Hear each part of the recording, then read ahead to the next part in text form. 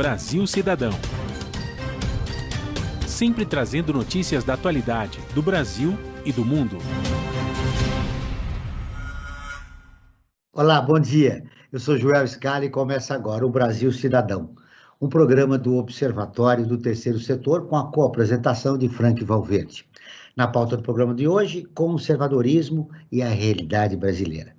De acordo com a pesquisa A Cara da Democracia, houve um crescimento dos brasileiros que se posicionaram à direita no espectro ideológico em 2021, puxados pela onda conservadora que ganhou espaço no Congresso Nacional.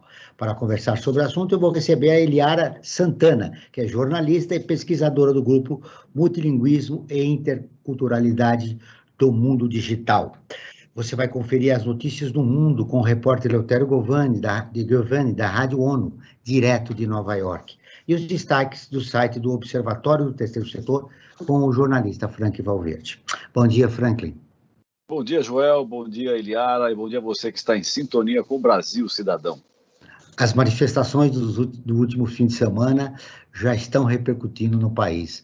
Houve uma adesão muito maior das pessoas que foram às ruas para protestar contra o governo de Jair Bolsonaro. É verdade, Joel. Acho que nós estamos em mais de 500 mil de mortos e vítimas da Covid, e quanto mais cresce esse número, mais cresce a indignação do povo brasileiro, que mesmo em tempo de pandemia se vê obrigado, mesmo protegido com máscaras e álcool gel e distanciamento dentro do possível, ir às ruas para questionar um governo que está fazendo um massacre com a população brasileira, né? Franklin, outra notícia que está repercutindo que saiu na Folha de São Paulo, no UOL, hoje. O pai das rachadinhas não eram os filhos do Bolsonaro, mas era o próprio. Você vê, Joel, a coisa acho que é familiar, né? Acho que é uma prática familiar, né? Essa questão. O Ciro já estava sendo acusado, né, nas semanas anteriores por prevaricação, né? Que viu um crime sendo cometido e não fez nada para coibir isso. Agora acrescenta-se também essa suspeita de prevaricação, né? A prevaricação antes vinha do filho, né, o Flávio, o senador lá do Fluminense, que também é acusado das rachadinhas. A gente vê que isso é uma prática familiar, né? Como a ex-cunhada do presidente diz que ele já praticava isso há muito tempo no seu escritório político no Rio de Janeiro. É lamentável, aí vai o Brasil, né? As pessoas às vezes se elegem com grandes bandeiras de combate à corrupção e tudo mais, e na verdade o que está fazendo é ocultando suas próprias mazelas, né?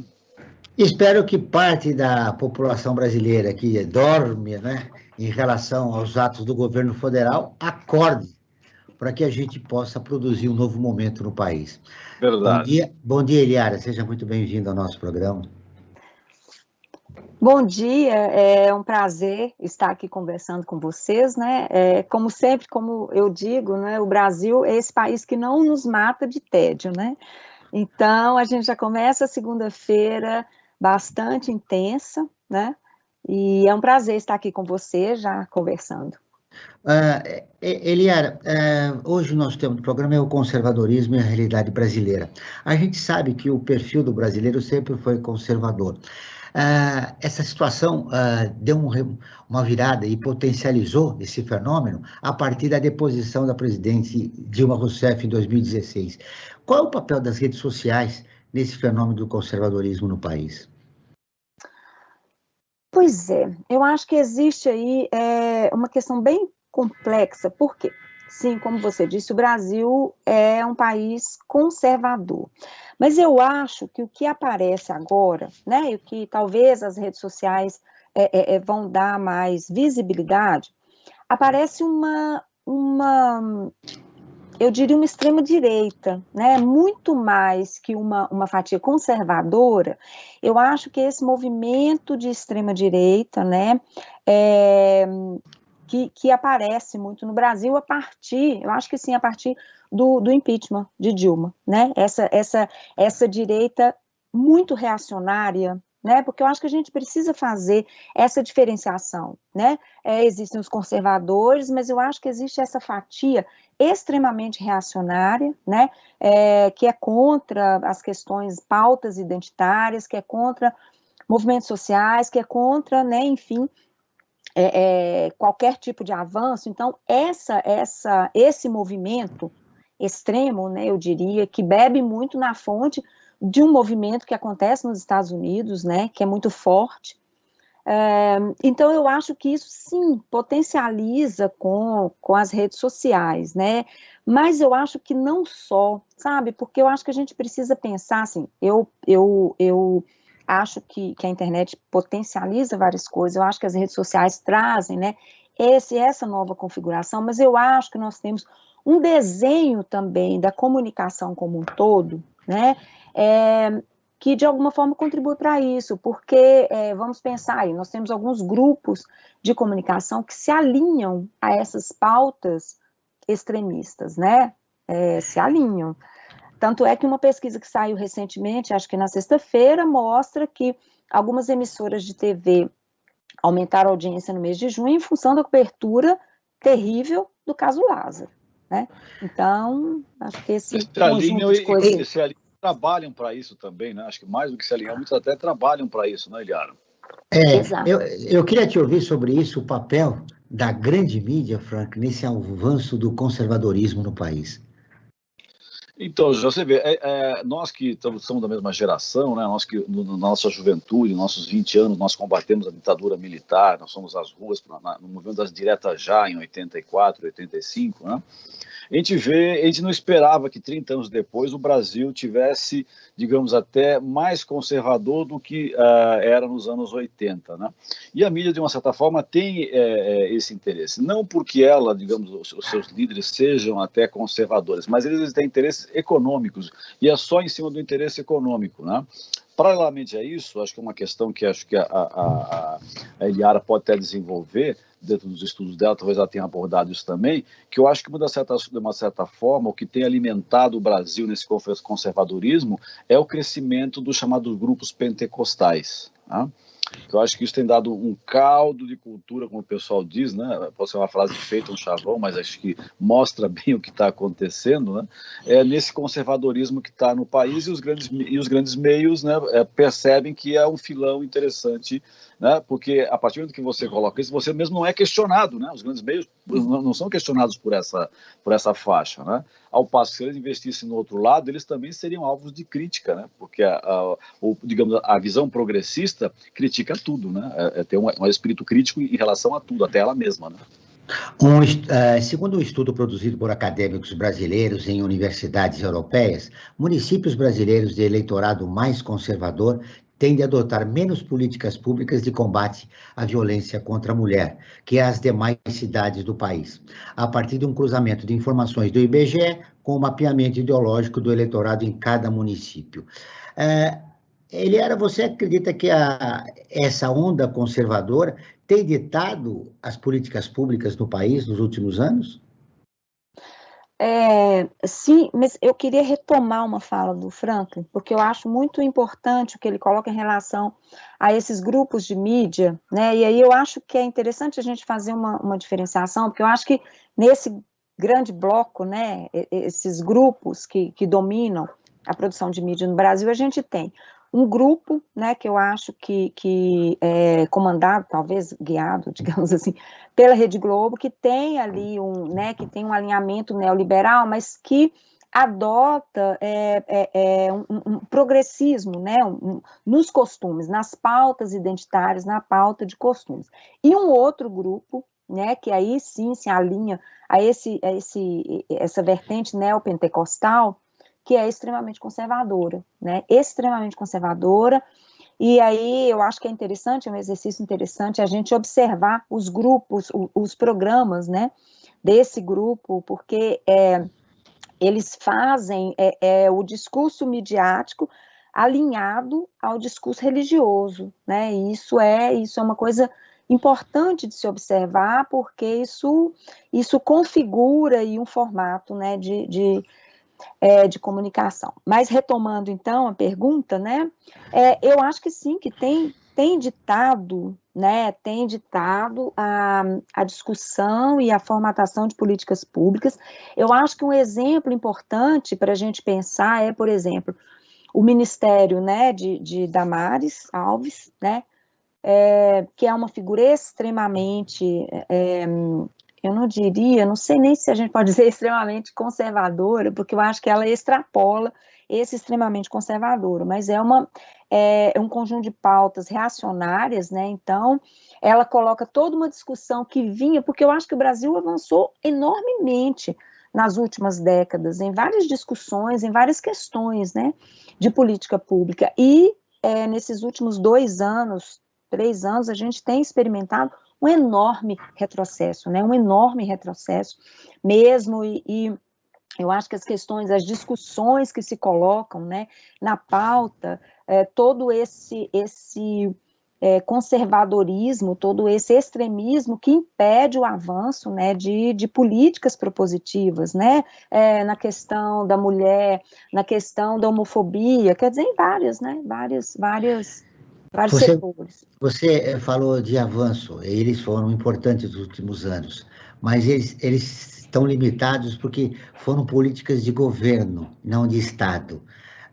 E aí, a ausência de políticas de Estado é que está proporcionando esse retrocesso que nós assistimos no país. Sim, porque aí nós ficamos reféns, né? Ficamos reféns dos governos. Então, entra um governo, né, como o governo de Bolsonaro, e destrói todo o trabalho que vinha sendo feito, né? Todo um trabalho em todas as áreas, né? Se nós pensarmos na saúde, na educação, né, nos movimentos sociais, em todas as áreas, há um retrocesso gigantesco, né? Há um retrocesso enorme. Então, realmente, nós ficamos vítimas do humor do governante de ocasião, né? E isso é terrível, né? Isso é terrível porque impacta o funcionamento minimamente saudável da sociedade, né? Você concorda, Frank, que nas comunicações é importante destacar que de 2019 para 2020, mais de 30%, teve mais de 30% de crescimento o movimento neopentecostal no país. E pelo menos uma dessas religiões tem um veículo de comunicação para conversar com a população vulnerável, né, com a população de baixa renda. Esse fenômeno, Franklin, como nós saímos dele? Que resposta a sociedade civil progressista poderia dar pelo que está acontecendo no nosso país? Olha, João, é verdade. Sabe que outro dia eu estava assistindo a TV a cabo, né, nessa passagem, e zapeando por esse imenso número de canais que existe na TV a cabo, eu contei que tinha pelo menos 10 emissoras com programas religiosos. Tinha acho que 2 de vertente católica, as outras seriam as evangélicas, né, digamos assim. E nenhuma das outras religiões, né? Porque tem muito mais religiões e nenhuma contemplando outras religiões, ou seja, e de uma certa forma isso aí acaba mostrando como que o dial, né? Ele está comprometido com esses grupos. Eu acho complicado isso, Joel. A forma como tem de se fazer isso aí é você regulamentar essa atuação, né? Nós vemos, por exemplo, temos um exemplo muito bom, eu acho que é uma coisa que precisa ser colocada em debate na sociedade, sei que vão criticar o que eu vou dizer, principalmente esses grupos, né? Mas, por exemplo, nós temos o canal universitário, onde todas as universidades têm um espaço dentro desse canal. Eu acho que o ideal seria isso, você quer discutir religião, você tem que ter um canal religioso, quem quiser vai lá, tem o horário para os espíritas, tem o horário para os católicos, um horário para os cristãos ortodoxos, outro para os evangélicos da linha A e linha Y, enfim, aí você tem espaço para todo mundo e todo mundo consegue colocar. Tem também espaço para as religiões afro-brasileiras que não tem espaço nenhum, diga-se de passagem, eles não têm espaço nenhum, né? E ainda muitas vezes são combatidas por muitas dessas religiões chamadas neopentecostais, né? É só você assistir, né? Eles demonizam essas religiões, como não entendem absolutamente nada do que são as religiões, e eu acho que uma das formas que teria da sociedade se colocar é ela pedir uma regulamentação, porque é absurdo você vai assistir uma TV, 10 canais estão com religião, sabe? Às vezes você fala, pera lá, mas isso é uma coisa que é uma escolha minha. Agora, acaba diminuindo o leque de opção que você tem e mais, isso acaba direcionando o pessoal para fazer um proselitismo pura e simplesmente religioso, né? Quando a sociedade, o Estado deve ser laico, né? Aliás, o Estado brasileiro é laico, né? Por mais que queiram vinculá-lo às religiões, e aí também Até a religião católica muitas vezes procura influenciar o Estado. Isso eu acho um grande problema. O Estado tem que ser laico, a gente tem que pedir a laicidade do Estado brasileiro, o retorno à laicidade do Estado brasileiro. Eliane, a partir do que o Frank disse, eu quero te ouvir, e também, não é oportuno voltar à discussão da democratização dos veículos de comunicação no país? Sim, absolutamente, né? Porque eu acho que essa é a primeira questão, a primeira discussão. Por quê? Nós temos 7 grandes grupos conglomerados que dominam a produção, né, de notícia, a produção de entretenimento, enfim. E isso é um problema gravíssimo num país, né, do tamanho do nosso. Quer dizer, 80% dos meios de comunicação, eles estão concentrados na região sudeste, né? Ou seja, a produção, ela já vai ter um viés de entrada, de início, de começo, né? Porque vai se produzir a partir daquela realidade, que é uma realidade do sul-sudeste, né?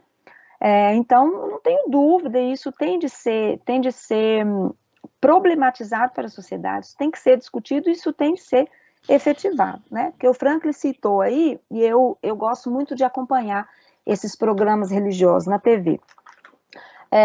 Eu vejo mesmo os programas de pastor, né? E eles têm uma capilaridade impressionante, por quê? Porque eles trabalham, e aquilo que está ali no programa, ele também é trabalhado no culto. E aí, nós estamos pensando aqui na TV, e vamos nos esquecendo da potência do rádio, né? Os programas religiosos no rádio são impressionantes. Há rádios que são, né, e ficam o dia inteiro, então as pessoas trabalham ouvindo rádio. Não é por acaso que a ministra Damares tem participação efetiva em vários programas de rádio, ela tem horário em várias emissoras, vários programas de rádio, né? Então, isso é uma potência para o Brasil inteiro, né? Para o interior. Então, isso precisa ser pensado, problematizado, né? Esse fenômeno contribui para o aumento do conservadorismo no país? Mas com toda certeza. Eu não tenho... e para o discurso de ódio, né? Não só porque eu acho que a gente precisa pensar, assim, o conservadorismo, o brasileiro sempre foi conservador. Agora, nós precisamos pensar nesse formato, né? Nessa coisa... que vem com a extrema-direita, desse discurso de ódio, né? Então, vamos pensar. Vou dar um exemplo aqui, bem rapidamente, nessa cobertura recente do caso Lázaro, né? Que as TVs mostraram lá que havia indícios acho que de Umbanda, algumas coisas de Umbanda, ligado a Umbanda ou Candomblé, inferiram, né, que em um dos locais que ele estava, e claro, esses programas, né, policialescos deitaram, rolaram em cima disso, disseminando, potencializando esse discurso de ódio contra as religiões de matriz africana, né, que como o Franklin muito bem disse, não tem qualquer espaço em mídia, qualquer espaço, né, então eu não tenho dúvida com relação a isso, potencializa, né, não só o discurso de ódio, mas potencializa, por exemplo, o negacionismo, né? Nós nos transformamos de um país que era tido como referência em cobertura vacinal e que tinha a melhor cobertura vacinal do mundo, para um país que discute vacina, que vira sommelier de vacina, que escolhe vacina, né? Então, isso é muito complicado, e isso sim, a gente precisa pensar, então, né, nesse macrosistema de comunicação, né, porque isso tudo está envolvido, e nós estamos, a sociedade, né, nós estamos, assim, muito, como eu diria, nós estamos com um tecido social muito esgarçado, né, e eu não tenho dúvida de que esse formato de comunicação, né, potencializa tudo isso. Vamos agora ouvir a Rádio ONU, parceira de conteúdo do Observatório do Terceiro Setor, com a reportagem Cortes forçados na internet aumentam durante eleições e protestos. Aponte estudo. O Eleutério Gelvani, de Nova York, tem as informações. Um relatório sobre direitos à liberdade de reunião pacífica e de associação na era digital cita 5 governos da América Latina por suspensões da internet durante manifestações em massa, são cortes forçados para evitar o fluxo de comunicação. Nicarágua, Venezuela, Colômbia, Cuba e Equador já realizam o chamado apagão digital, que não se limita a regimes autoritários, mas ocorre em democracias estabelecidas e mais recentes. O documento Acabando com Apagões na Internet, um caminho adiante, foi apresentado ao Conselho de Direitos Humanos pelo relator especial das Nações Unidas para os Direitos à Liberdade da Reunião Pacífica e da Associação. Clément Vollet realça uma tendência que segue no mesmo sentido, que inclinações mais amplas de recessão democrática no mundo. Cerca de 190 paralisações de internet aconteceram em reuniões consideradas pacíficas, enquanto cerca de 55 cortes forçados ocorreram em momentos eleitorais registrados entre 2016 e maio de 2021. De janeiro de 2019 a maio de 2021, pelo menos 79 paralisações estiveram relacionadas a protestos, incluindo durante eleições em Benin, Belarus, República Democrática do Congo, Malaui, Uganda, Cazaquistão e outros. O relatório ressalta que as paralisações podem variar de desconexão completa em grande escala da internet e redes móveis a outras interrupções de rede. Entre elas está o bloqueio de determinados serviços ou aplicativos, como plataformas de mídia social e aplicativos de mensagens, e limitação ou desaceleração do tráfego da rede. Da ONU News em Nova York, Eleutério Gavan.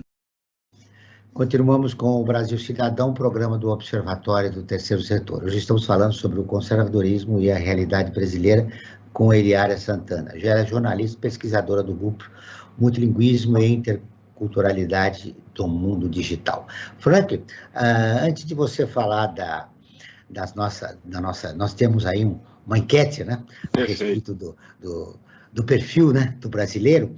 O Eleutério Guerrani, eu acho que é interessante a gente repercutir essa matéria dele. Ele usou o termo no boletim que ele passou para nós, recessão democrática. Até os protestos, né, em países africanos, me parece que há um controle, né, que está sendo exercido por forças conservadoras. Não só no Brasil, aqui, mas no mundo, né? Eu acho que os conservadores e os reacionários, né? Que o conservador você aceita, o reacionário a gente tem que combater. As pessoas, acho que até a Eliara depois pode desenvolver essa diferença entre o conservador e o reacionário, que a gente está usando muito aqui. Era uma pergunta que eu ia fazer a ela. Ótimo, então guarda ela aí, João. Você já fez, fica à vontade. Mas, enfim, eu acho importante colocar essa questão da recessão democrática, porque eles perceberam que você tem como combater as manifestações. As manifestações são fundamentais, porque quando você se manifesta, você muda a sua realidade. É a forma, inclusive, de você politicamente, de uma forma pacífica, você transformar a sua realidade política. E a partir do momento que você impede isso, você está dificultando a transformação social e pior que isso, né, a manifestação social. Só dão espaço para manifestações que acabam corroborando o seu tipo de política, né? É só ver as manifestações aqui dos grupos bolsonaristas, né, que ganham espaço na agenda do governo federal, enquanto as outras são sempre colocadas como coisa de bandido, de marginal, né? Não é bem assim a situação, né? Se a gente for fazer uma análise, a gente vê que a coisa é bem outra, né? É verdade. Antes de você falar da nossa enquete, a Eliara pode responder a diferença entre o conservador e o reacionário. Bom, pois é, eu não sou exatamente a grande especialista, né, nessa discussão, mas vamos lá. Eu acho que uma marca, né, o que marca muito, como nós já dissemos, o Brasil é um país, de certa forma, conservador, mantém ali... Agora, eu acho também complicado, porque eu acho que a gente precisa pensar em termos de... O Brasil é muito grande, né? O Brasil é um país gigante. Então, nós temos diferenças enormes nas regiões, né? E dentro das regiões, nós temos nichos, né? Vou dar um exemplo aqui de onde eu estou, Minas Gerais, nós temos locais conservadores mais alinhados, né? A questões tradicionais, a questões, né, mesmo no âmbito político, no âmbito social e tal, e temos núcleos mais avançados, mais potentes, enfim. Agora, o reacionário, né, eu acho que é essa figura que emerge, assim, e eu não sei aí se o reacionário define muito essa figura que emerge no Brasil depois do golpe, né, do impeachment de Dilma.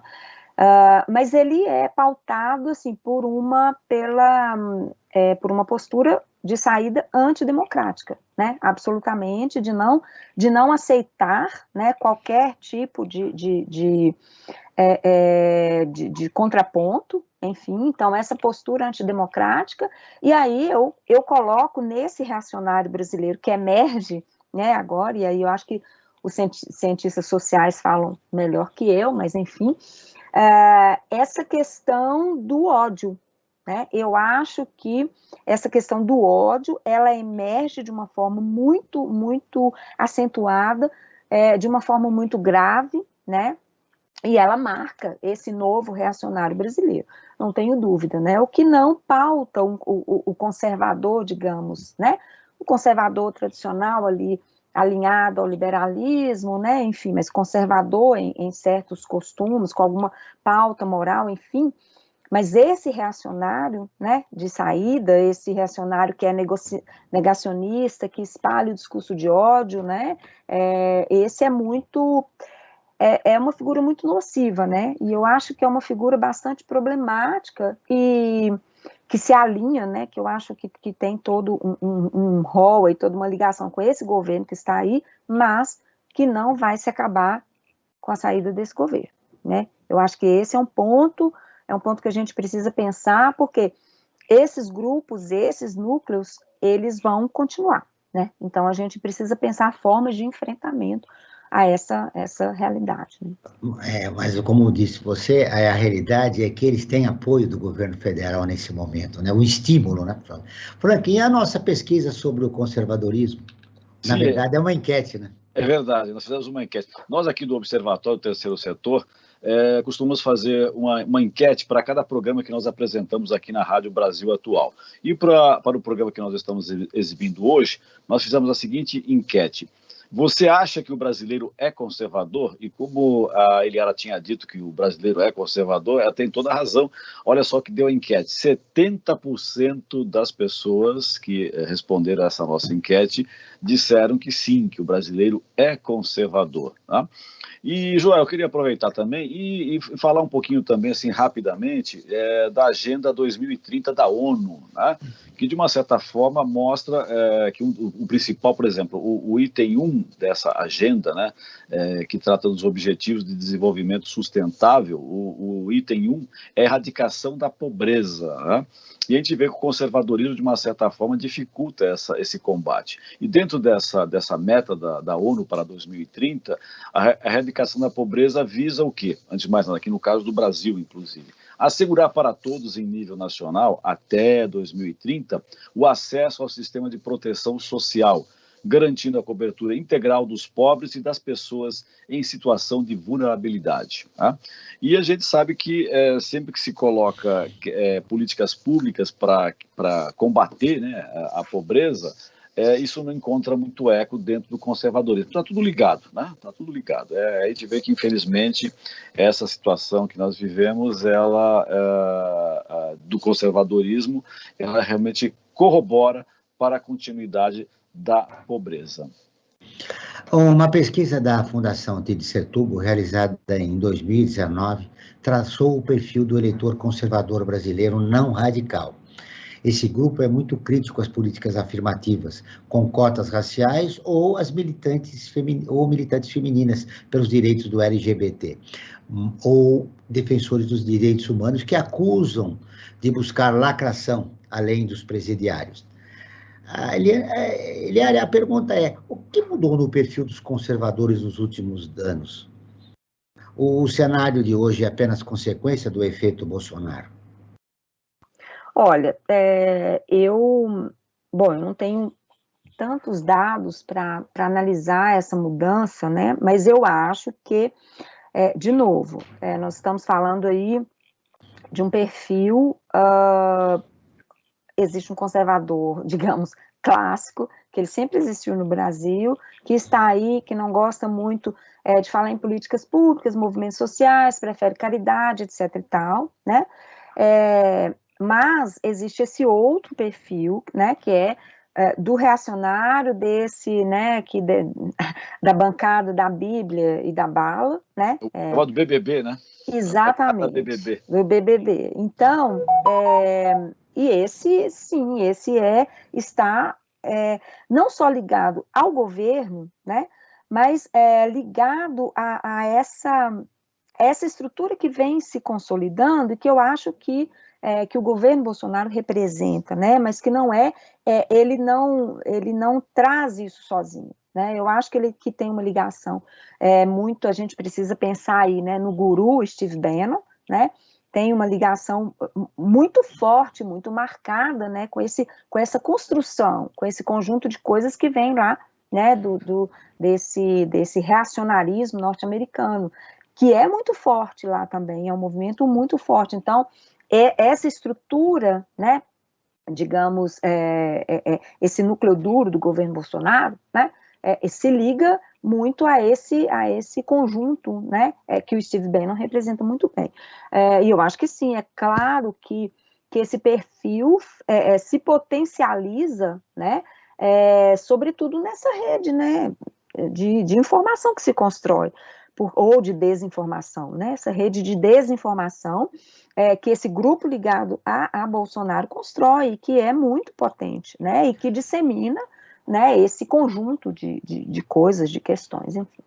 Siga o Observatório do Terceiro Setor nas redes sociais e acompanhe informações do Brasil e do mundo sobre direitos humanos, causas e projetos sociais.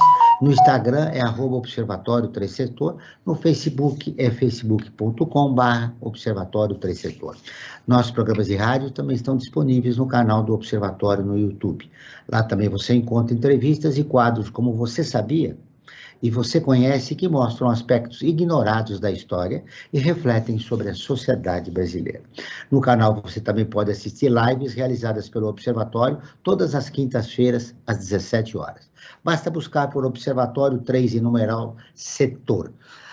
Franklin, eu queria ouvir você sobre esse conservadorismo em relação aos veículos de comunicação.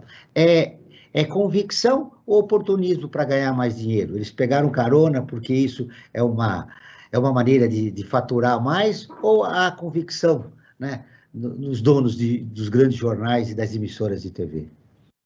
Eu acho que tem um pouco das duas coisas, viu, Joel? Acho que eles pegaram carona para ganhar mais, sem dúvida, e tem também uma convicção. Como eu tinha dito no bloco anterior, a partir do momento que você começa a incentivar que as pessoas tenham um espírito crítico, né? Tá, como professor, a gente às vezes incentiva o aluno que tem um espírito crítico, você tem que estar aberto também a receber as críticas. E eu acho que o que falta para esses grupos de comunicação é estarem abertos para receberem as críticas. Então, eles, de certa forma, a convicção deles vai no seguinte sentido, de querer evitar que se critique a sua própria conduta, e mais do que a sua conduta, o espaço que você detém nos meios de comunicação. A Eliara levantou a questão da democratização dos meios de comunicação, né? Você também, João, e isso é fundamental para os dias de hoje. Essa democratização ela deve seguir, porque isso realmente mudaria esse panorama da situação que nós estamos vivendo. Eu, pessoalmente, você já me conhece, você sabe que uma das principais bandeiras que eu defendo é a democratização da mídia. Por quê? Eu digo que ela é a principal bandeira que nós temos hoje, não quero desmerecer as outras, porque através dela, todas as outras bandeiras terão espaço para se manifestar. Enquanto nós não tivermos a democratização da mídia, muitas bandeiras ficam quase que invisíveis, né?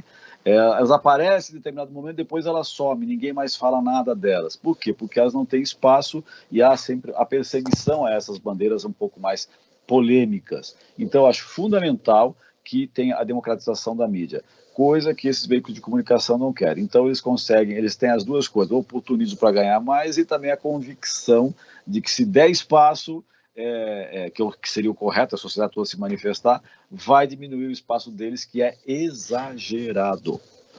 Você concorda, Eliara? Sim, concordo. Eu acho que essa é a pauta, né, pela qual a gente deve se mobilizar, né? A concentração no Brasil, ela é inaceitável, a concentração da mídia, né? Agora, existe uma coisa interessante para nós pensarmos, assim, em termos dos grupos. Se nós pensarmos o grupo do consórcio de veículos de imprensa, né, que se juntou para fazer a divulgação dos números e durante a pandemia, né, Globo, Folha de São Paulo, UOL, etc. Esses grupos, eles têm uma ótica neoliberal na economia, né? Mas eles abraçam pautas identitárias e pautas de costume que são avançadas, digamos assim, né? Por exemplo, a questão LGBTQIA+, é absolutamente defendida e pautada por esses grupos, né? Mas a questão de uma discussão aprofundada em relação à política econômica, não, né? Então, isso é uma coisa para a gente pensar. O outro grupo, né, que aí que a gente identifica, enfim, ligado à Igreja Universal, é absolutamente conservador e reacionário, né?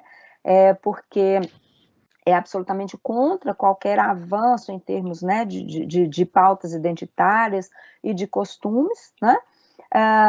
E enfim, então nós temos aí esses, né, eu acho que é interessante fazer essa diferenciação, porque para o outro grupo há pautas que são pautas, de certa forma, caras, né, pautas que são mostradas, trazidas, enfim, a questão, né, da homofobia, a questão do feminismo, enfim, são pautas que têm ali um certo abrigo. E para esse outro grupo, digamos, não encontram ressonância, né, de forma alguma. E aí, nós, né, se pensarmos, por exemplo, os movimentos sociais não encontram guarida em nenhum dos grupos, né? A discussão sobre, né, os movimentos sociais não tem realmente espaço nenhum na mídia brasileira, né? Não são, as pautas não são divulgadas, não são colocadas, eles estão sendo apenas citados agora como organizadores das manifestações, mas fora, né, essa nova referência, eles não têm espaço nenhum, né, na mídia brasileira. Um relatório da Polícia Federal identificou que, desde a campanha de Bolsonaro à presidência, pelo menos 12 perfis que promovem conteúdo conservador já receberam 4 milhões via monetização de suas redes de apoio ao governo.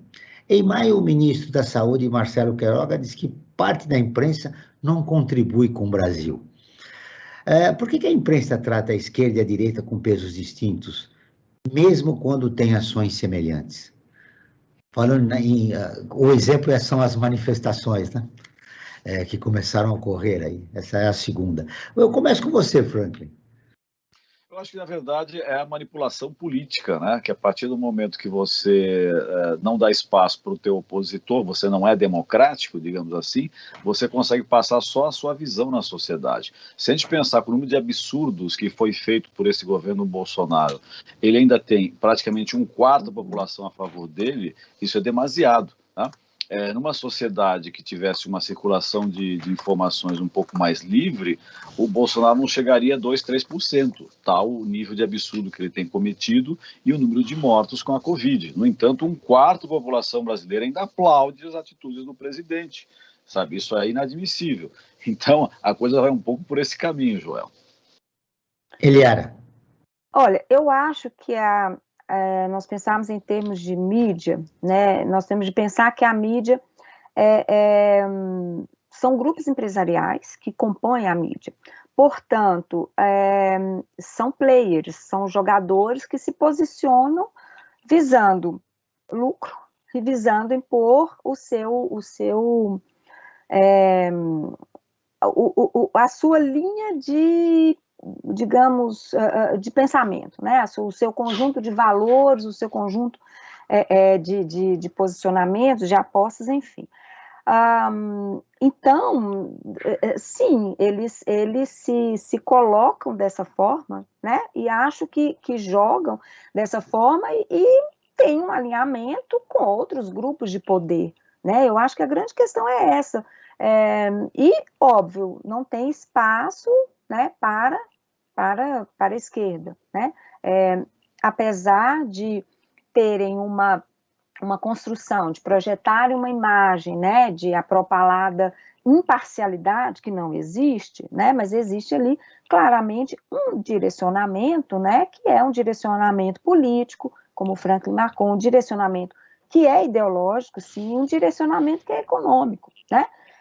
E aí que o problema da concentração coloca isso, potencializa isso, porque temos então digamos, uma linha política, somente uma linha econômica que domina a produção de notícia, né? Então, esse é o viés que vai predominar, né? Nós temos aí exemplos muito recentes e claros, a parceria, né? Esse trabalho em parceria da mídia com a Operação Lava Jato é um exemplo claríssimo, né? Houve ali um momento em que nunca se apresentou o contraditório da Operação Lava Jato, nunca houve outras vozes, né, para questionar, por exemplo, uma divulgação de áudios às vésperas da eleição, por exemplo. Isso não havia, né? Então, isso é um exemplo. Ou às vésperas, né, da eleição também, um editorial falando que havia uma escolha muito difícil entre um professor e né, enfim, e Jair, né? Então, essas questões são encobertas, né? E eu acho que a concentração midiática vai potencializar isso tudo, né? E só depois de 5 anos o Supremo Tribunal Federal reconheceu a parcialidade do juiz que comandou a Lava Jato, né, Sérgio Moro.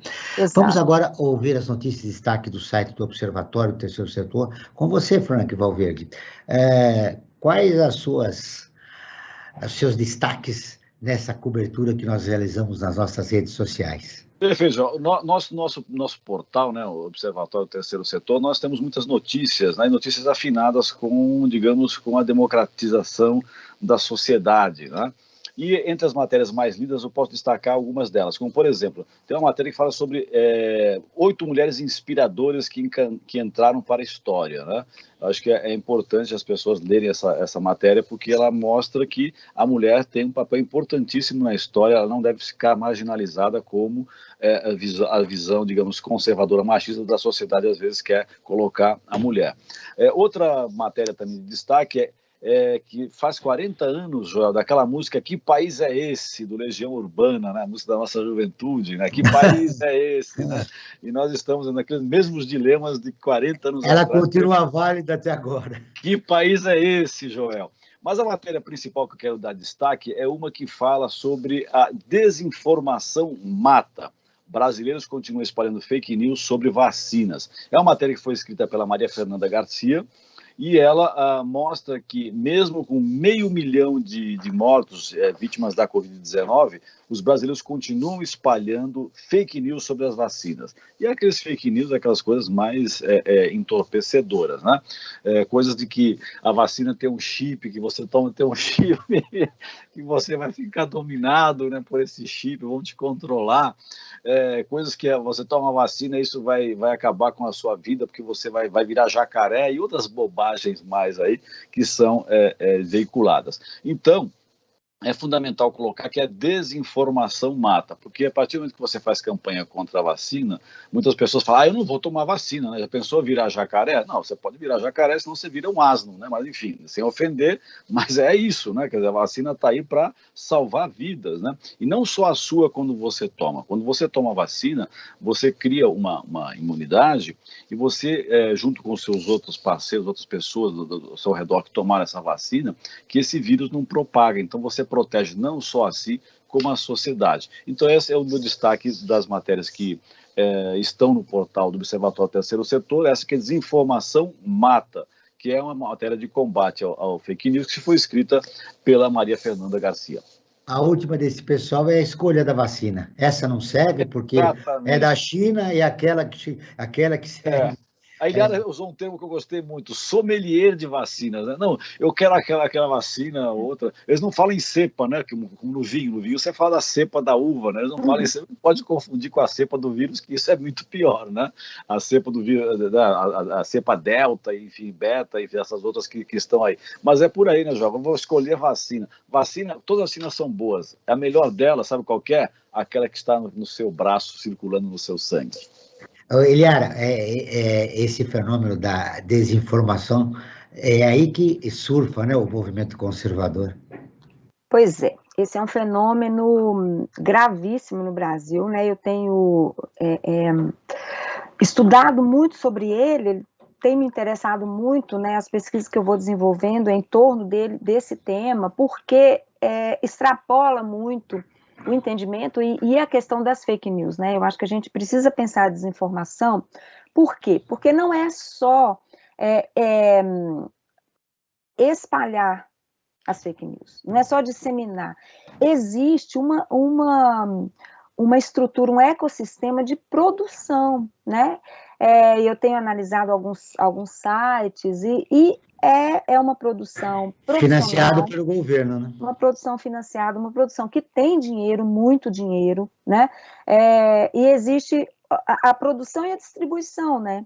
Porque isso não é um movimento aleatório, individual, não são pessoas ali, a tia, o tio, a avó, alguém à toa que vai disseminando, não é assim que funciona, né?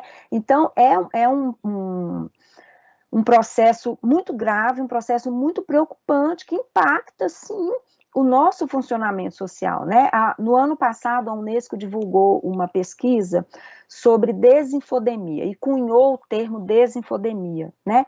Que é o excesso, né, a pandemia de desinformação na pandemia de Covid-19. E aí a Unesco elenca 9 tópicos, né, que definem a desinfodemia, todos eles, obviamente, se aplicam ao Brasil, né, então isso é muito sério porque isso está impactando, aquilo que nós conversamos, né, no começo do programa, quer dizer, um país que era referência em termos de cobertura vacinal, né? As pessoas nunca questionavam, as mães apenas levavam os filhos para serem vacinados, e hoje existe escolha de vacina, né? Existe uma discussão absolutamente estéril, problemática em relação a tipo de vacina, né? Qual tipo eu vou tomar, as pessoas se recusando a tomar vacina, né? Então, é um cenário muito grave, né? É um cenário muito grave, as pessoas duvidando da Covid, duvidando da doença, usando o tratamento, fazendo o tal do tratamento precoce, né? Usando remédio para verme que não funciona para combater Covid. Então, é um panorama aí que eu acho muito problemático e que não, de novo, né? Como também já falamos, e que não se acaba com o fim do governo, né? Porque essas estruturas estão aí. Essas estruturas vão permanecer. Então, nós precisamos descobrir, né, formas, e aí eu acho que entra, né, a questão do letramento midiático, que é importantíssimo para se colocar isso, para se discutir isso, né? Então, nós precisamos pensar muito nesse problema, que é um problema muito, muito sério. Isso que eu queria perguntar para você, Frank. Na verdade, perguntar não, para que você conte a respeito da nossa campanha Observatório em Movimento, que é uma procura para que as pessoas, do ponto de vista individual, e as organizações, do ponto de vista da sociedade em geral, reflitam sobre a realidade do momento e o do pós-pandemia. E esse fenômeno, a gente pretende que seja discutido no âmbito do Observatório em Movimento. É isso, Franklin? Exatamente, Joel. Nós criamos uma campanha chamada Observatório em Movimento e, através dela, nós temos ouvido uma série de especialistas de todas as áreas do conhecimento para falar um pouco de como que a melhor forma de nós vivenciarmos e passarmos por essa pandemia que estamos vivendo e também do pós-pandemia, né? Porque, com certeza, o mundo será diferente depois que essa pandemia passar. Porque ela vai passar, ela não vai ser eterna.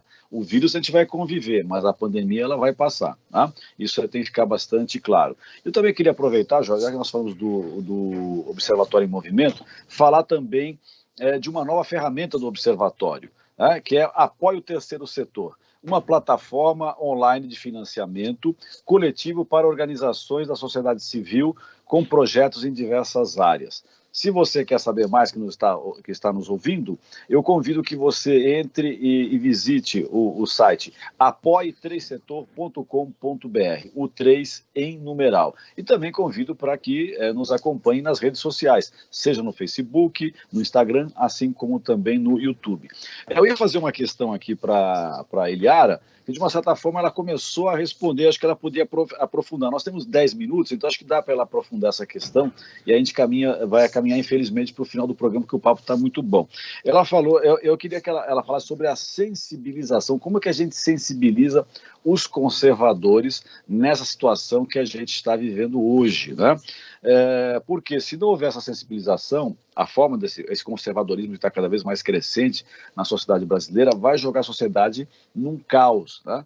Por quê? Porque o conservadorismo não trabalha com a eliminação das brechas sociais, né, que isso é fundamental que sejam trabalhadas, que sejam eliminadas essas brechas, e o Brasil vai caminhar para um caos social. Isso aí é inevitável, isso a gente já viu uma série de outras sociedades acontecendo. E, de uma certa forma, ela tocou nisso, que seria dos caminhos, né, que eu vi pela que ela colocou, que seria do letramento midiático, né? Seria isso, não, Eliara?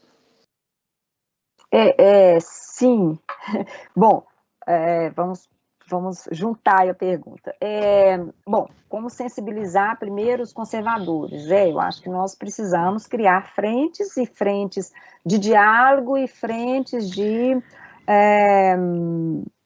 Eliara, sim? dados não faltam, né? O aumento da desigualdade no país durante a pandemia, quase 15 milhões de desempregados, nós temos dados assim, sobre a realidade brasileira que não é possível os conservadores negarem, né? Sim, que é assustadora, que precisa ser mostrada e que está começando a ser mostrada, né, de uma forma que eu acho interessante, sobretudo, né, quem eu acompanho mais, assim, que foi o objeto da minha pesquisa, que foi o Jornal Nacional, da minha tese, né, tem mostrado isso. De que maneira? Essa desigualdade, ela passa a ter cara, ela não é número apenas, né, é preciso mostrar o que significa a desigualdade no Brasil, né, que é um dos países mais desiguais do mundo. Qual que é essa cara, né, o que isso significa? Que números são esses? Né?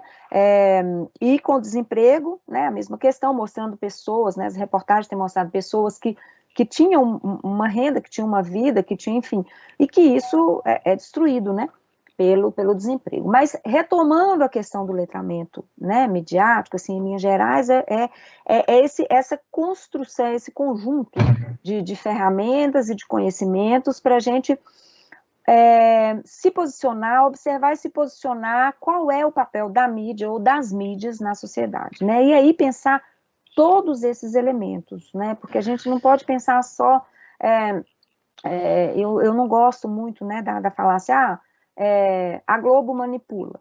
O que isso significa? Isso é estéril, dizer isso é inócuo, né, a gente precisa mostrar o quê? Que a notícia, que existem grupos, são grupos, grandes conglomerados de mídia. Esses grandes grupos, né, produzem a notícia, porque a notícia é algo produzido. Como que eles vão produzir? Eles vão esconder alguns atores, vão esconder alguns dados, vão esconder ou ocultar alguns elementos, vão dar mais luz, jogar a luz sobre outros, né? Enfim, então aqui sai a notícia dentro de um quadro, que é um quadro que vai desconsiderar várias nuances. Você poder focar na produção da notícia e levar para esse grupo progressista começar a refletir sobre a realidade e como são produzidas essas notícias. Olha, nós estamos no final do programa, infelizmente, viu? Foi um papo muito interessante. Frank, eu quero em 30 segundos o seu destaque final, para nós darmos todo o tempo para a nossa convidada fechar o programa.